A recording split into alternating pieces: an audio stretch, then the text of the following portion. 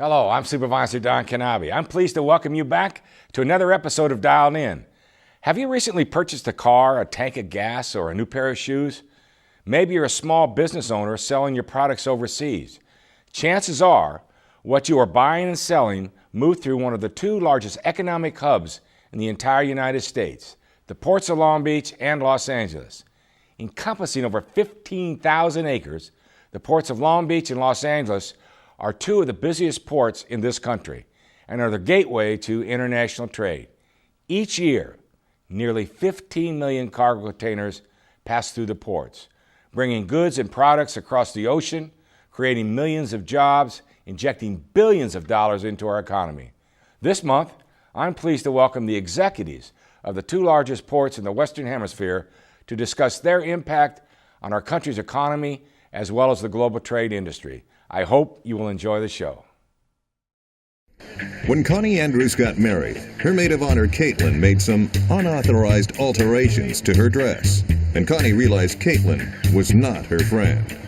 When Connie got Satellite, she joined the millions who don't get true on-demand, and she realized Satellite was not her friend.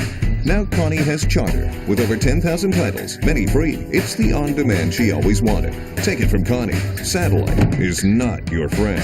Watch over 10,000 titles on demand with Charter.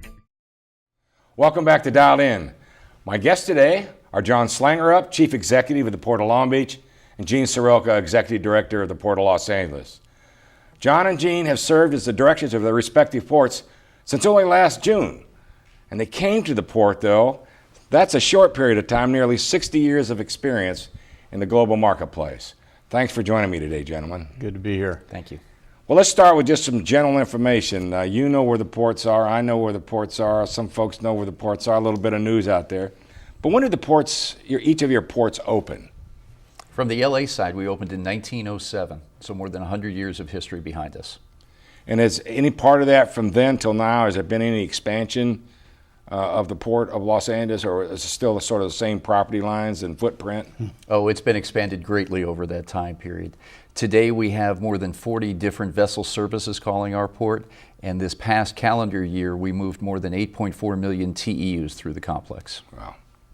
Similar history, 1911, so we're coming up on 104 years as a port, and the same thing, you would not recognize the face of the port today compared to when it started. You know, some of the old, I've had the opportunity over the years to see, been down there at various events or tours, you know, the boat tours, which I'm going to mention to the public at the end, were phenomenal, but to go into some of the buildings and see some of the historic pictures, I mean, it's absolutely phenomenal to see where you are today and the big pieces of things out there to take the containers off and what it used to be. It's pretty historic. So where do the ports, as it relates to the rest of the world, sort of rank in size? If you combine our two ports, we're number 8 in the world. But the unique aspect is that unlike some of the larger ports around the world, we do just about all of our cargo for local consumption, and our exports are of local design as well. Where other ports around the world have a high component of relay cargo, all the cargo coming to us and exiting from this location are right here in the United States. And at Los Angeles, they're slightly larger than we are, particularly in terms of the container volume. We're slightly larger on the non-container volume, so we move a lot of petroleum products and other types of bulk cargoes, which make up about 1/3 of our business. So a little bit different mix, but still both from a container perspective is a very significant footprint. So in that 100 years, I mean, that's a long period of time, and the product mix has probably changed over that time, but at the same time, what makes, I mean, 107 years, yours 104 or yeah, whatever the number was, what made Los Angeles and Long Beach the ideal location they appear to be for those of us here today and now, such an ideal location for ports? Well, obviously, I mean, the deep water, right? Natural deep water, port operations have allowed us to expand dramatically. And of course, probably the number one thing is we are the shortest route from Asia into the interior of the U.S. with the best infrastructure of anywhere. So if we're running well, we are, in fact, the fastest and most efficient way to move cargo from Asia to the interior markets of the U.S. So that speaks both for product as well as the petroleum products and everything else, correct? Absolutely. Correct. Yeah, there are more than 100 trains a day that move in and out of the LA basin to bring cargo to the interior, as John said. We have more than 1.8 billion square feet of warehousing and cold storage at near dock locations. And right out in the Inland Empire, a global look at what we can do from a supply chain standpoint on rehandling cargo and distributing it throughout the United States. And there goes the transportation issue for all of us, right? How it gets to the Alameda Corridor. I tell everyone, I'm on the Alameda Corridor board. It goes straight north, and those trains don't turn left to go into the ocean. They turn right and go out throughout America, and it's a big issue. So I think you mentioned early on, but how many ships visit the port each day under normal circumstances? On our side, about 6 ships a day if you break it down. We had more than 2,000 calls last year. Yeah, we're similar. We have 5 to 8 ships a day. Different mix of ships, but still similar size. So when you say 6, 5, 6, 8, that's in and out, right? Or do they stay there all day? They'll stay there all day. Yeah, absolutely. So let's talk some cargo issues. Who are our largest international trade partners at each of the ports? Probably similar. Yeah, I would think so. China, Japan, Korea are the top 3 trading partners today, and will continue to grow based on what we see right now. Taiwan and Vietnam are coming on strong, and we have a lot of Latin America business coming in. So it's really becoming pretty diversified. And as East Asia goes through its transformation, China in particular, to more of a consumer society and higher priced goods, you're seeing the trade pattern shift continually. So we're following those trade patterns. We're making sure that we are building those relationships and making sure that as it goes further south in Asia, that we continue to get that business. So, I mean, that's the good movement of goods over there, sort of flip-flopping a little bit. Now, on the export side, what are the kinds of exports that go out through both the ports? For us, it's mostly petroleum-based products with a bit of the hard goods, furniture and things like that. But principally, we're less agriculture-based, at least at the Port of Long Beach. Yeah, today on our side, big on the recyclables piece, both paper and metal, as well as the agricultural products, and believe it or not, pet supplies come in as a strong number 3 as well. Is that right? Yes. That's an amazing product. They do a lot of plastics on the export too, on the recycle piece, right? That's right. So what, as we look around, I mean, what kinds of goods do our consumers, the average person, say just here locally, what kind of goods and services? Just about everything, right? From toys to... Pretty much everything you're wearing with or playing with. Yeah. So the ports don't just... someone said that they don't just accommodate cargo ships, that you have some cruise ships in there from time to time. Well, on our side, that's handled by the city. We transferred over responsibility for our cruise operations to the city, and that's under the city manager now, but I think in your case, you run that. Yeah, we do. This year we're estimating about 120 to 125 passenger ship calls and more than 580,000 visitors this year. Wow. They do a lot of things down there across the Harbor Boulevard too. So. That's correct. Well, we're going to cover some other things in the next piece, so with that, thank you, and we'll be back in a moment.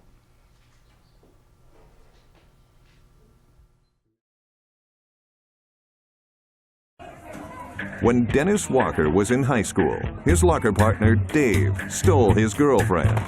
And Dennis realized Dave was not his friend. When Dennis got satellite, he also got an unreliable signal. And he realized satellite was not his friend. Now he has Charter and a reliable weatherproof signal, just like thousands of others who switch every month. Take it from Dennis. Satellite is not your friend. Get a reliable signal, rain or shine, with Charter. Welcome back to Dialed In. I'm joined by John Slangerup, Chief Executive of the Port of Long Beach, and Gene Soroka, Executive Director of the Port of Los Angeles. In our last segment, we talked about the ports in general, and now we'd like to talk more about some of the economic impacts that these ports make here, not only locally, but nationally as well, too. So we're still coming back from the worst recession that we've ever had. How did the economic slowdown impact the shipping and trade of the ports? I mean, I don't know what the beginning cycle was for you. Maybe you felt it ahead of what we felt it here personally, each of you, and what that trailer has been coming back. I was living in Dubai at the time when the recession first started to reach around the world. In looking back at the historical numbers at the Port of Los Angeles, we started to see a dip in cargo volumes around the fourth quarter of 2008. And it took about 15 months before we started to see a steady rise in volume once again. John, how about you? For us, we saw from 2007 to 2009, we hit a peak in 2007. By 2009, we were off 30%. So we've been digging to try to catch up with that for a long time. And the good news is that we're back pretty much to pre-recession levels. So our growth the last 3 years have been quite strong. So, I mean, when you say you're back, I mean, you're back in the sense of the base year being like 2008? 2007, yeah. 2007, 2008. Wow, that's a pretty dramatic rise. I mean, it's one of those things you don't know. I mean, like real estate, you sort of bounce and weave, but so it's been sort of this way, steady uptick? Mm-hmm. Yeah, and in transportation in all forms, including ours, has always been a really strong leading indicator of the economy. So the economy is very strong, and it's a result of what you're seeing in the trade side. So on your side then, did you see it maybe before we felt it here, maybe something on the East Coast was happening? I mean, as far as product and oil and those kinds of things, import, export? Absolutely. We definitely saw it before the full impact of the recession hit. So is there anything in like lessons learned during this difficult time, recession? I know both of you were not here through all of that, but maybe something happened that to help you stabilize the process over the upcoming years? Oh, absolutely. I think it renewed the energy to have a line of sight that would allow for an understanding of the upticks and possible levers within the industry. Managing cost and business process is always of paramount importance. We see that the gap between supply and demand in the marine shipping industry on the container side is something to watch very carefully. There are more than 285 ships that will be delivered by the end of next year, greater than 7,500 TEUs. So there's more capacity coming into the market. We're going to have to really narrow down with the waterborne deployment architecture, our customers, and work through solutions to the development of managing these next generation of ships. So that's all a part of that's the growth and the digging deeper of the ocean and the bridge and the whole thing. Is that correct? That's right. And for us, as well as LA, I mean, we really took that time to start focusing on where the puck was going to be. Started skating to it, and in our case, it was big ships. So we built out infrastructure to allow us today to handle all the big ship volume that we're getting. Had we not done that investment and that planning, we would not have been ready. Because that has to sort of be on the forefront, because that's not something you wake up tomorrow and say, let's start doing it. That's right. So each of you are a foreign trade zone. So how does that play into the economics of each of the ports? Well, it improves obviously the efficiency and effectiveness and competitiveness of companies that otherwise can kind of either defer or be exempted from tariffs related to the imports. And so it allows particularly the manufacturing sector to be much more efficient, much more competitive. In addition, it creates value-added service jobs, packaging, kitting, tagging, and ticketing, and refining products that can be moved then to the retail level swiftly. So speaking of jobs, so in today's marketplace, as it relates, as you sit here today, how many people do each of the ports employ? Well, Directly, we have about 600, just under 600 people directly employed, and that's up by about 10% over the last couple of years. In LA, we have about 930 folks in our department, and that base continues to rise as well. So, and those are direct, and then as you know, indirect jobs, the shippers or longshoremen, all those kinds of things. How many people are? Yeah, I mean, that's a pretty big number. It's a big number for Long Beach. We employ directly about 30,000 people, which is about 1 out of every 8 jobs in the city, and we estimate that we employ about 180,000 jobs, or affect 180,000 jobs in the region. And then, of course, nationally, it's well over a million jobs. So those are the pieces that people don't see on paper, right. But that's the dramatic impact, the goods movement, and those kinds of things. What about the Port of Los Angeles? On the LA side, we estimate regionally to account for about 830,000 jobs, about 1.5 million in the state of California, and about 3.6 million throughout the United States that touch that supply chain work. I know every time we've had to slow down either because of union issues or things like that, whether it be a medical clinic, something like that, once you, that constituent or that consumer gets to move someplace else, it's a lot of work to bring them back, them back home, and at the end of the day, that hurts everyone in the process. So, particularly from a competition standpoint, I would imagine right now. Right, and it's not just a union issue. There are many areas of the supply chain that need to be improved, and John and I are working very closely. We'll have an announcement coming out quite soon as to how we're going to cooperate even further on some workable solutions within the global supply chain. So it's not just here in Los Angeles we're feeling the effect of the big ships, the alliances, and the planning that goes along with the conveyance process. But we have some pretty good ideas that we'd like to get the stakeholders at a table and start talking about how we can solution these. And the media has, has really focused in on labor, but as Gene points out, I mean, there's a number of issues that have been big contributors to congestion and big contributors to the current backlog problem we have. But the fact of the matter is there's answers to all of those. We know what the problems are, and I think that as a port complex, we can knock this out.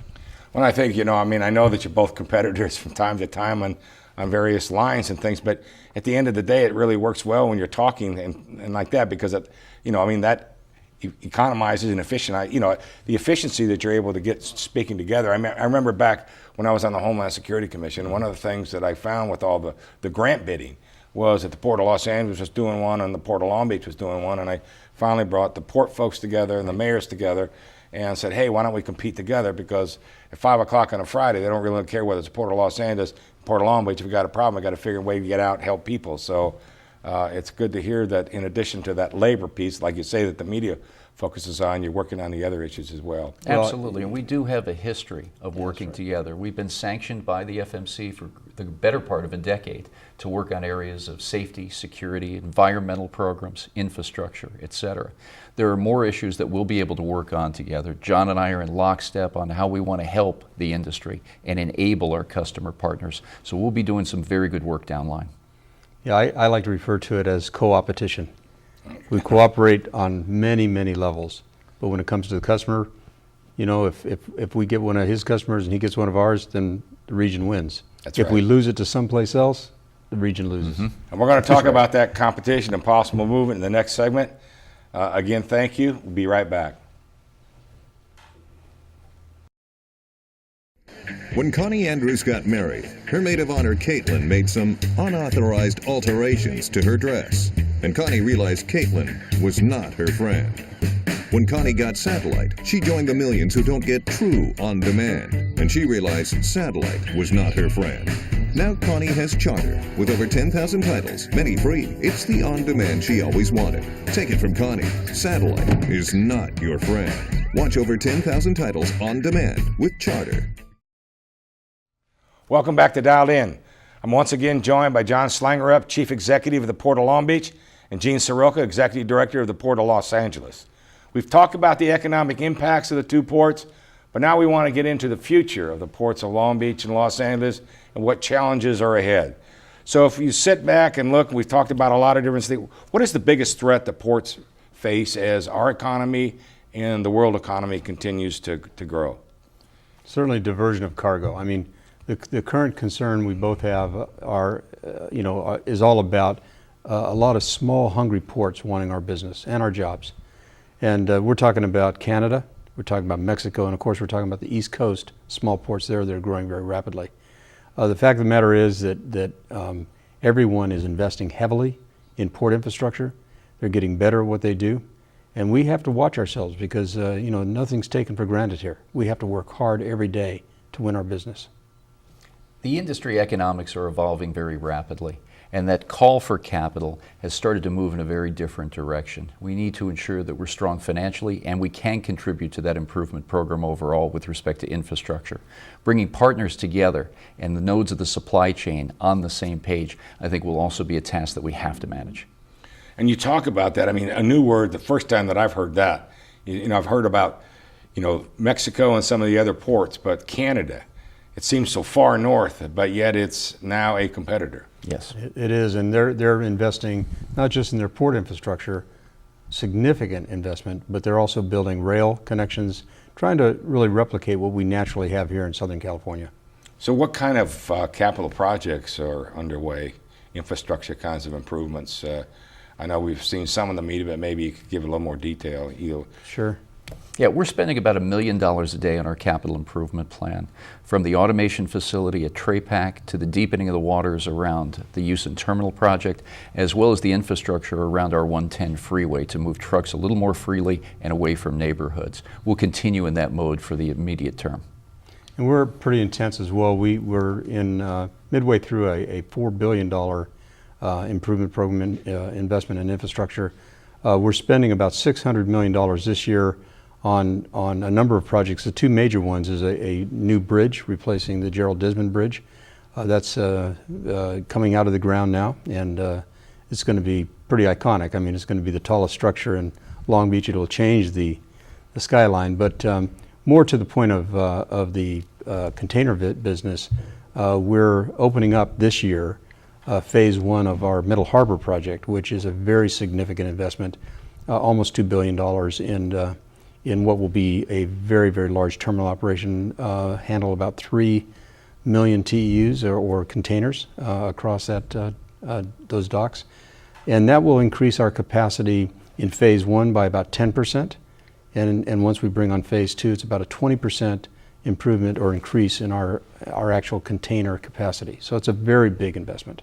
Between the two ports, go back, and people don't understand how everybody sort of works together, but I represent the Marina del Rey area, and obviously we had dredging issues up there from time to time, and we're able to work a situation out through the Army Corps of using that bagged up rolls down there to help you in your Middle Harbor project and others, and those 40 million tons of dirt or whatever it was, the sand, kept them off the highways and freeways of going to landfills. So there's a lot going on there that people out there that they really don't understand as it relates to infrastructure, but public agencies working together. So we talked about Mexico, we've talked about Canada. What about, down below? What are we talking about there with the Panama Canal? I understand it's about 85% completed. Does that open up competition straight through like to a Mississippi? Oh, it'll definitely open up competition, and we welcome that. More choices for the cargo owner and the shipping line creates a better supply chain. But it also creates opportunity for us. We see that there could be greater trade with the east coast of South America.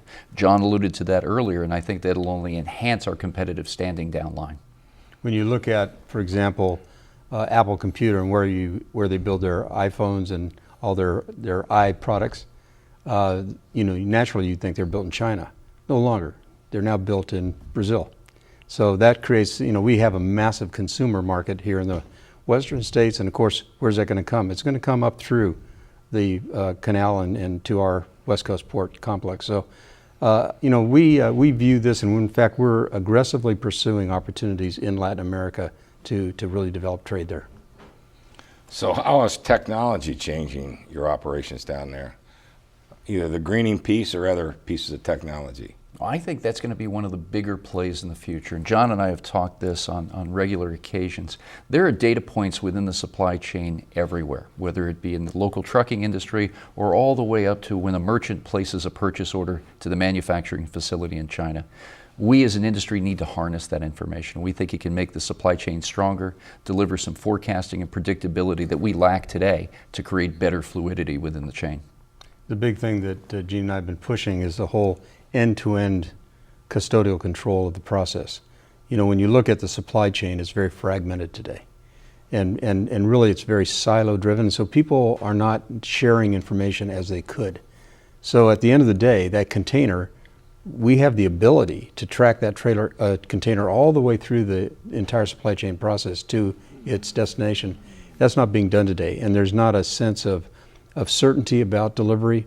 We can change the game within our supply chain by applying information technology to track and control really the movement of those goods. So access is the important thing for data. I mean, obviously the technology is there to access the data. Absolutely. If you can get a hold of the data. So expansion, bigness, size, everything else, all the good things that are going on. Obviously you still have neighborhood issues that you have to deal with. So I know that both of your ports have been working very hard to be on the forefront of the environmental referendums of things that you're doing down there. Maybe you could sort of comment on what you're doing at each of the ports on the environmental piece. Yeah, the Clean Air Action Plan from nearly a decade ago has seen a decrease by 80 to 90% in diesel particulate matters, NOx and SOx, some great achievements, but it's time to raise the bar again. We held our first environmental summit last Friday over at Banning's Landing and had more than 150 people attend, including the regulators, the environmental justice folks, and other neighborhood observers that want to make a difference. Port of Long Beach and the Port of Los Angeles were there together to look for ideas and generate solutions as we move forward to our next level of environmental growth. And we're also looking, we focused all of our tremendous achievements as a port complex on mobile sources, meaning trucks and trains and ships. And that's still an important focus, but we're also now looking at stationary sources of pollution. So as we go forward, we're going to be looking at energy policies and energy investments that will not only increase the sustainability of the port complex, but will also further reduce our carbon footprint. So, the thing that's most gratifying is that for both ports and the complex in general, our neighborhoods now view us as allies, not as the enemy. And that's a big change over the last 10 years. Big change. So we have a lot of things going on down at the ports, and I really appreciate you both taking the time to join us today and to share your thoughts and ideas and all the things that are going on. I tell everyone it's the best kept secret of the American economy right here in our own backyard between the Port of Los Angeles and the Port of Long Beach. So we really appreciate your time, and thank you for joining us today. Our pleasure. Thank you. Thank you. Thank you both very much. Great seeing you. When Dennis Walker was in high school, his locker partner, Dave, stole his girlfriend. And Dennis realized Dave was not his friend. When Dennis got satellite, he also got an unreliable signal. And he realized satellite was not his friend. Now he has Charter and a reliable weatherproof signal, just like thousands of others who switch every month. Take it from Dennis. Satellite is not your friend. Get a reliable signal, rain or shine, with Charter. Thank you again for tuning in to Dialed In. I want to thank our special guests, John Slangerup and Gene Soroka, for taking the time to join me today. The ports of Long Beach and Los Angeles are two of the main cogs in our country's economic engine. Billions of dollars in goods move through these ports each year, creating millions of jobs along the way. From imports to exports, electronics to petroleum, many of the goods we buy, sell, and use every day journey through these ports, the Port of Long Beach and Los Angeles. And if you've never visited the largest ports in the Western Hemisphere, both ports, Long Beach and Los Angeles, offer boat tours of the harbors to the public. I urge you to take the time to come visit, learn more about how these ports play such a critical role in our nation's economic livelihood. Thank you again for tuning in to Dialed In. We'll be back next month with an all-new show.